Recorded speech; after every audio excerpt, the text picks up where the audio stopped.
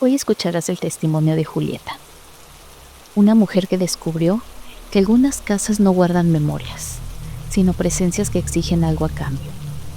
Si crees que las cruces protegen, espera escuchar lo que realmente ocurrió en esa finca perdida entre cerros y supersticiones.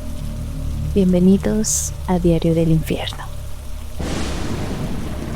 Siempre pensé que el miedo tenía forma de oscuridad, pero descubrí que también puede tener forma de silencio. De ese silencio que encontré cuando regresé a la finca de mis abuelos, después de perder a mis padres en un accidente que aún me cuesta comprender. Yo tenía 20 años, pero me sentía como una niña cargando los pedazos rotos de su vida. El camino hacia la finca era una vereda estrecha, húmeda, donde el aire olía a tierra mojada y a hojas podridas. Los árboles parecían inclinarse hacia el sendero, como si observaran mi regreso. No había estado ahí desde pequeña, pero todo seguía igual. O al menos, eso fue lo que creí. Lo primero que noté fueron las cruces. Antes había unas cuantas, ahora eran docenas.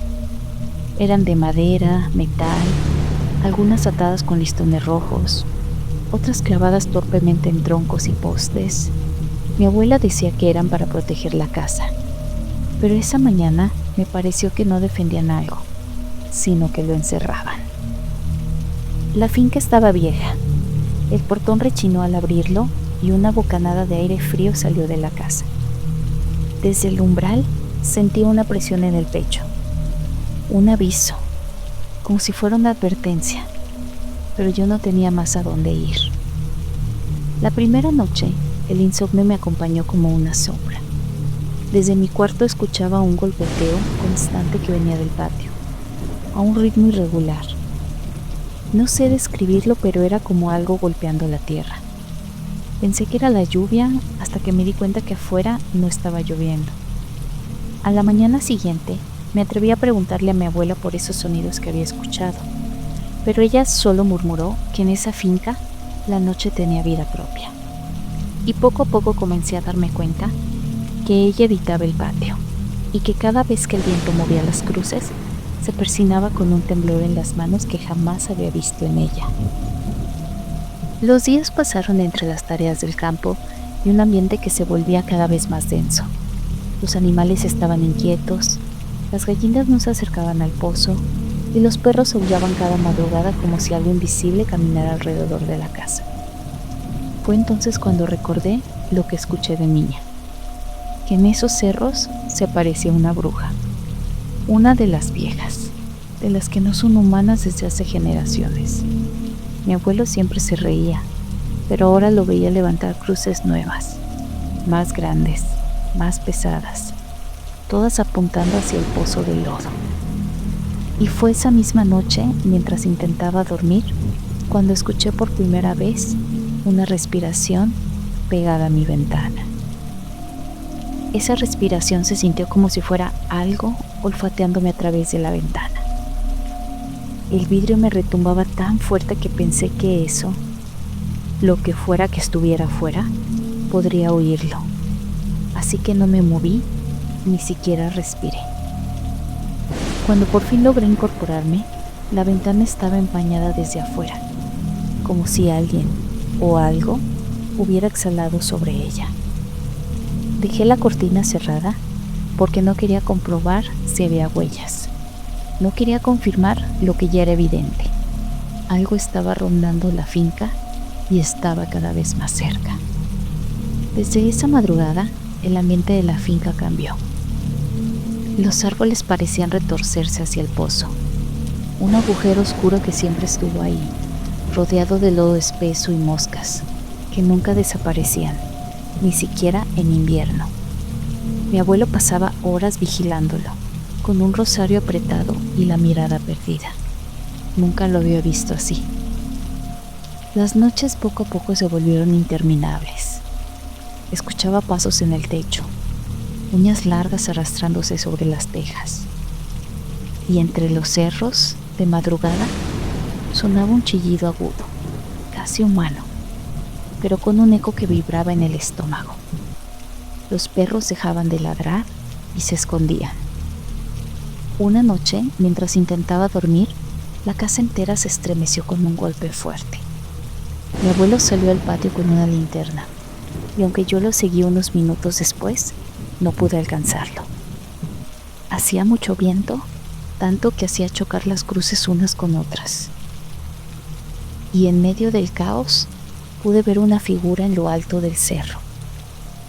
Parecía apoyarse de una rama que no existía, como si flotara ligeramente sobre el suelo. No sé si fueron mis nervios o era la oscuridad, pero yo sentí que me estaba mirando, que me conocía y que esperaba algo de mí. Mi abuelo regresó pálido, con la linterna temblando en las manos. Ese fue el primer momento en el que lo vi asustado. Evitó mis ojos como si temiera que yo hubiera visto más de la cuenta.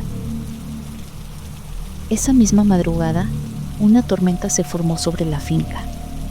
No era una tormenta normal. Los truenos no sonaban en el cielo, sino que se escuchaban más abajo, casi a nivel del cerro. La tierra vibraba, los animales se escondieron y las cruces se agitaban como si quisieran arrancarse solas. Y lo más extraño de todo es que el lodo del pozo empezó a burbujear. Mi abuelo salió a revisarlo, aunque mi abuela le rogó que no lo hiciera. Yo lo seguí a unos metros de distancia y la lluvia nos empapó en segundos. Él se inclinó sobre el borde apuntando la linterna y en ese instante pude ver que mi abuelo se estaba hundiendo en el lodo del pozo.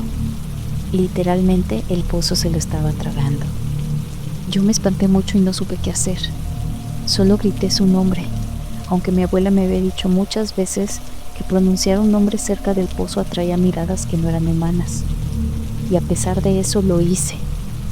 Metí las manos sin pensar, tratando de alcanzarlo, pero el lodo se sentía caliente, como si hubiera debajo fuego.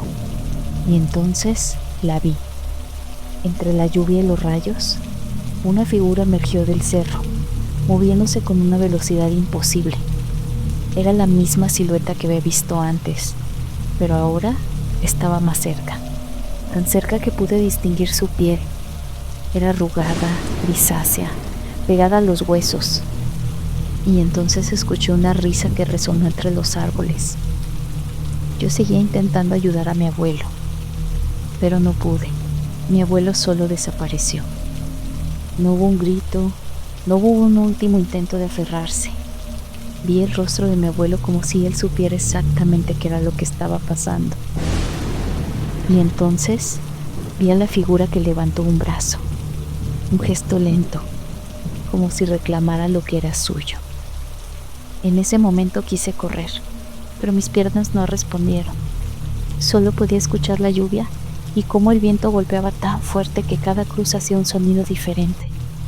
Después de eso no supe qué pasó. Supongo que me desmayé porque no recuerdo cómo regresé a casa.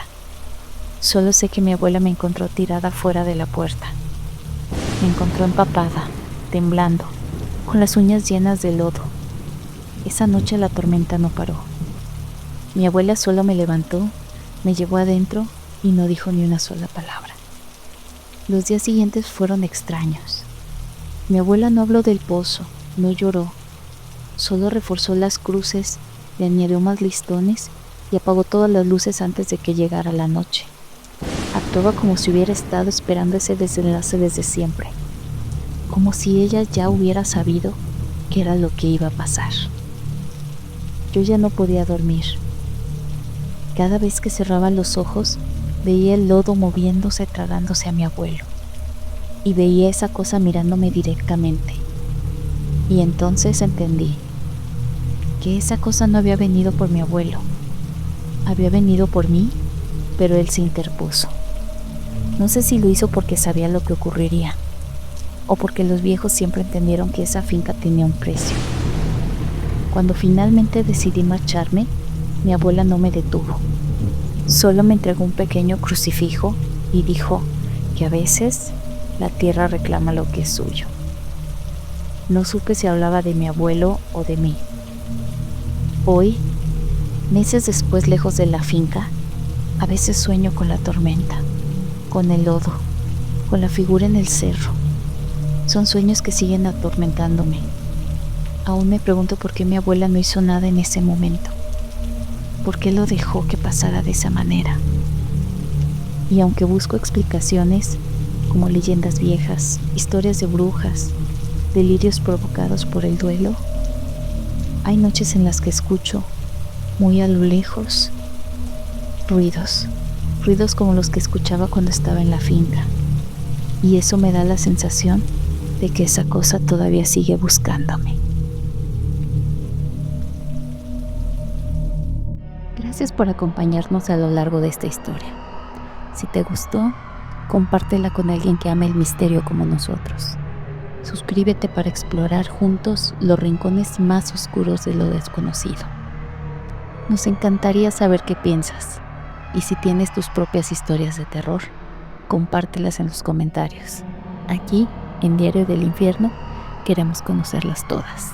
Recuerda, a veces lo más aterrador no es lo que ves, sino lo que sientes cuando todo se queda en silencio. Nos vemos hasta la próxima.